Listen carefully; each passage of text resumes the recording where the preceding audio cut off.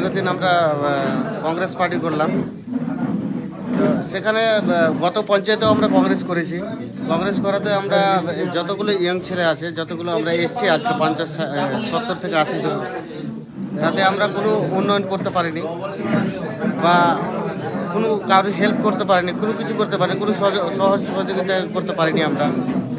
তার কারণে আজকে আমরা কংগ্রেস দল ছেড়ে আমরা টিএমসিতে যোগ দিলাম সামনেদির হাত ধরে। তাতে আমরা অনেক খুশি যে আমরা আশা করছি যে আমরা লোকের সহযোগিতা বা অনেক হেল্প করতে পারবো এই পার্টির মাধ্যম দিয়ে। তাই আমাদের সকলকে একসাথে হওয়া বা যোগদান দেওয়া।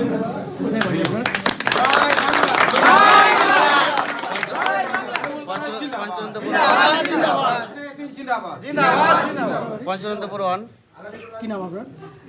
শাহজুল শেখ।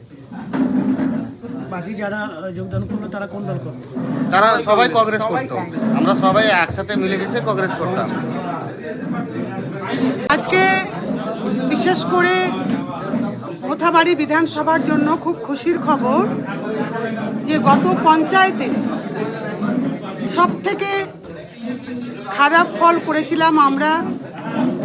আমার মোথাবাড়ি বিধানসভার যে 1 নম্বর বুথ উত্তর পঞ্চানন্দপুর 1 জিপির আহলাদি টোলা, সেই বুথে সব থেকে খারাপ ফল করেছিলাম।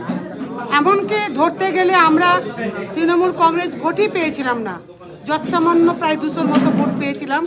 ওরা মনে হয় সম্ভবত 800-র মতো কংগ্রেস পেয়েছিল, প্রায় 600 ভোটে মার্জিন ছিল। এবং আজকে দেখছেন যে প্রায় এখানে 100 ইয়াং ছেলে ওই বুথ থেকে, এদের নেতৃত্বে আমরা তাদের কাছে পরাজিত হয়েছিলাম, আমাদের দল পরাজিত হয়েছিল তৃণমূল কংগ্রেস। কিন্তু আজকে তারা দিদি মমতা ব্যানার্জির উন্নয়নে সামিল হওয়ার জন্য এবং বিভিন্ন রকমের বিজেপির যে অত্যাচার, সেই অত্যাচারে মুক্তর জবাব দেওয়ার জন্য আজকে সবাই মিলে তৃণমূল কংগ্রেসে যোগদান করেছে। আমরা সকলকে তৃণমূল কংগ্রেসে স্বাগত জানাচ্ছি এবং আমি মনে করি যে ইয়াং ব্যাটালিয়ান, প্রত্যেকের বয়স কিন্তু সব যুবক, প্রত্যেকেই যুবক। এবং আমার মনে হচ্ছে যে আজ থেকেই মোথাবাড়ি বিধানসভার যে ইয়াং জেনারেশন তৃণমূল কংগ্রেসের পাশে আছে, মমতা ব্যানার্জির পাশে আছে, সেই বার্তাটা দেওয়ার জন্য যথেষ্ট। ধন্যবাদ।